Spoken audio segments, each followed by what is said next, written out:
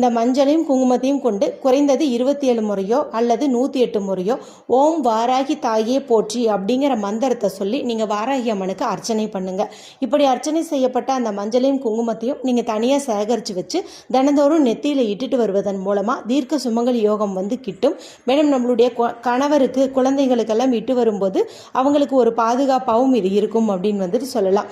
இப்போ நாம் பார்க்க போகிறது இந்த ஐப்பசி மாத பஞ்சமியில் பணவரவுக்காக செய்ய போகிற பரிகாரத்தை பற்றி. இந்த பரிகாரத்தை எந்த நாட்களில் செய்யணும் அப்படின்னு பார்த்தீங்கன்னா, இப்போ மாலை நீங்கள் 6 மணிக்கு மேலே தானே பூஜை செய்வீங்க.